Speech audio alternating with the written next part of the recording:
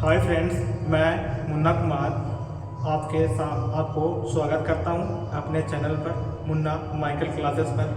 और आपको full syllabus के बारे में डिस्कस करने जा रहा हूं मैथ का।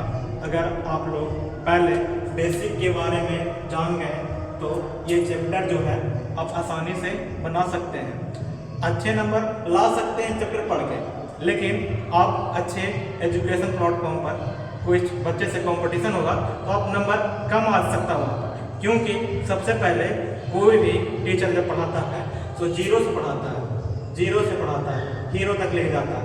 आप लोग के लिए वही मैं करने जा रहा हूँ। पहले आपको बेसिक पूरा बताऊंगा, उसके बाद सिलेबस बताऊंगा। ध्यान समझिएगा। अगर आप बेसिक समझ लिए तो आप चैप्टर आसानी से बना सकते हैं। अगर आप चैप्टर बनाना चाहते हैं तो मेरे साथ जो 8 चैप्टर बेसिक मैं बताऊंगा, आप लोगों के सामने डिस्कस करूंगा, चैप्टर भी लेके आऊंगा और पढ़ाऊंगा बारीकी से। अगर आप लोग ये सब बेसिक सीख जाते हैं तो चैप्टर आसानी से वर्क कर सकते हैं।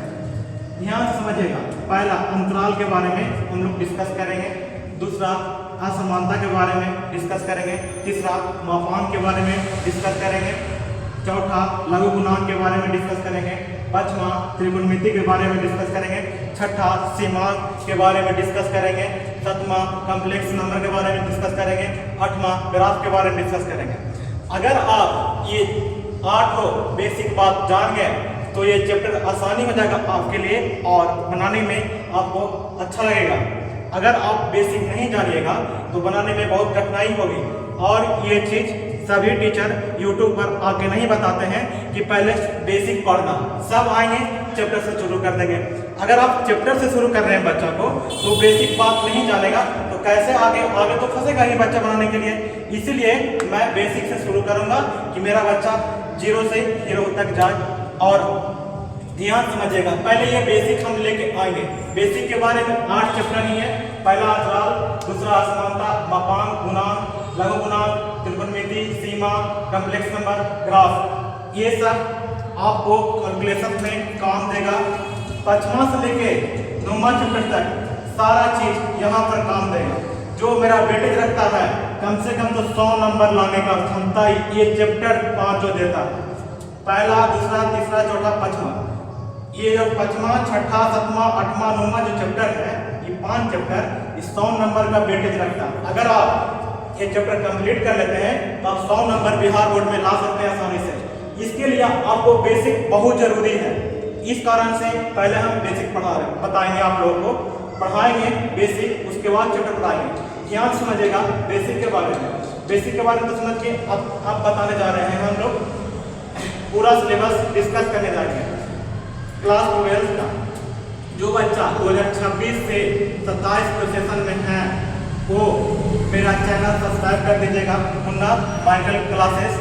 आप लोग अगर हमसे मैथ पढ़ना चाहते हैं तो बेसिक से एडवांस तक पढ़ सकते हैं। ध्यान समझिएगा। पहला चैप्टर आप पढ़ाएंगे आप लोगों को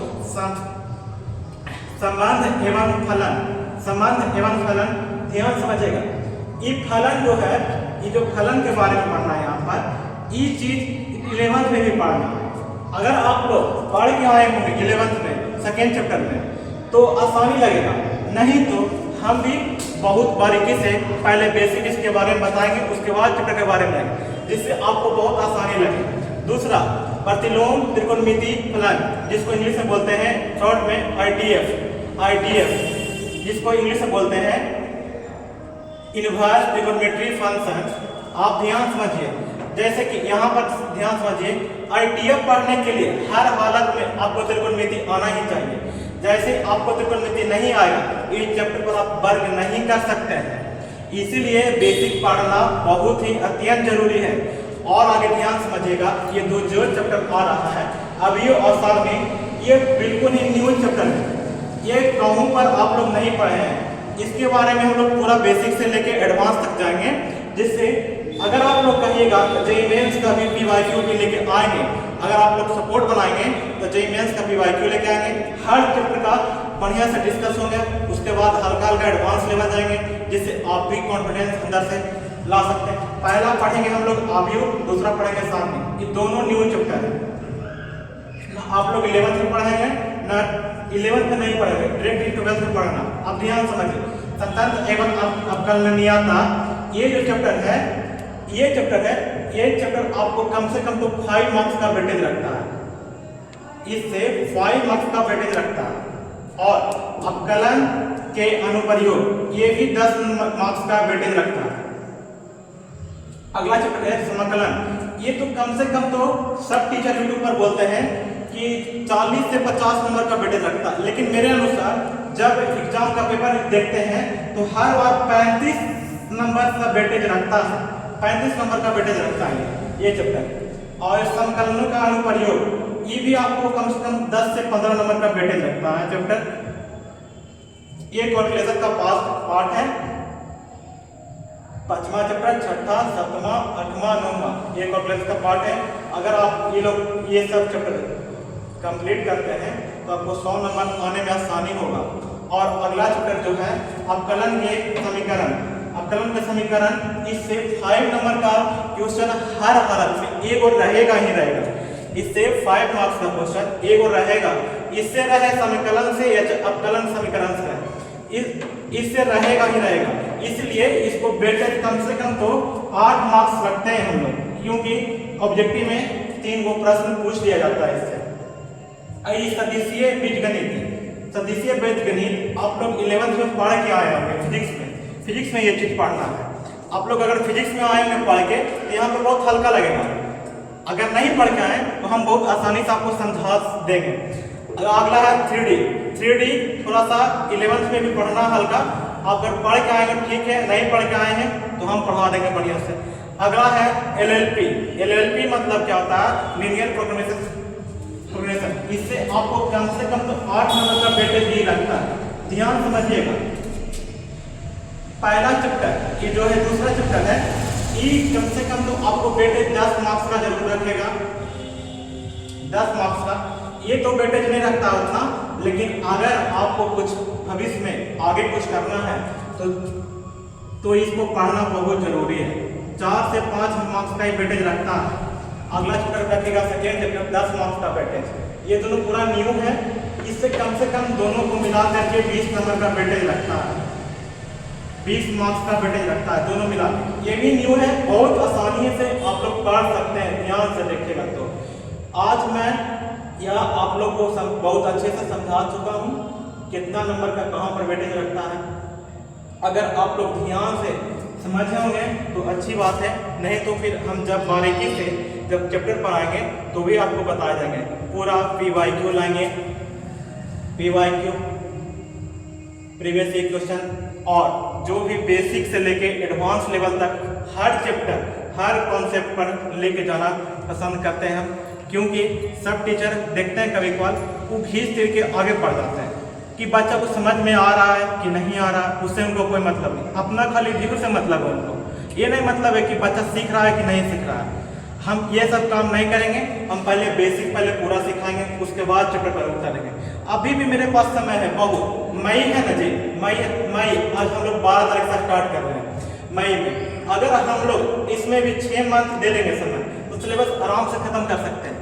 अगर कोई बच्चा पीछे हो गए, वो समझे नहीं कि हम पीछे हो गए, आराम से मेरे साथ जुड़िए और सिलेबस हम खत्म करके दिखाएंगे। और ध्यान समझिएगा कौन कौन चैप्टर वेटेज रखेगा।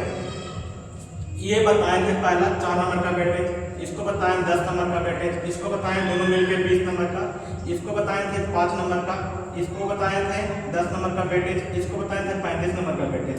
इससे भी 15 नंबर का वेटेज पूछेगा आपसे, इससे आपको 8 नंबर का वेटेज पूछेगा।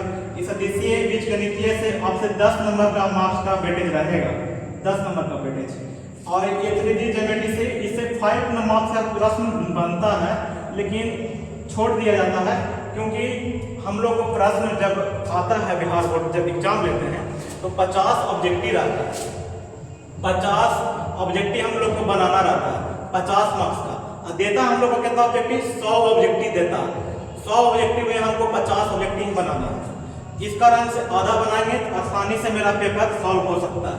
और 2 नंबर यह प्रश्न आता है 15 को सॉल्व करना रहता है और 30 को हमसे पूछता है, इसमें हमको सॉल्व कितना रहता है करना 15 को। तो ये आराम से हमको 30 नंबर यहाँ से उठा सकते हैं, अब 5 नंबरिया प्रश्न जो रहता है 4 गो रहेगा, आपको पूछा रहेगा पेपर में 8 प्रश्न, लेकिन हमको बनाना था 4 प्रश्न, यहाँ भी 20 नंबर उठा सकते हैं। टोटल मेरा 100 नंबर का पेपर रहता है, आराम से हम वेटेज ले सकते हैं। मेरा पेपर जो आता है टोटल 200 मार्क्स का आता है। 200 मार्क्स में अगर 100 नंबर आसानी से अगर मेरे साथ जुड़ते हैं तो आराम से पढ़ सकते हैं और अच्छे से तरीके से बेसिक से एडवांस लेवल तक लेके जा सकते हैं। अगर आप लोग को चैनल के बारे में नहीं पता है तो मेरा चैनल का नाम है मुन्ना माइकल क्लासेस। मेरा नाम हुआ मुन्ना कुमार।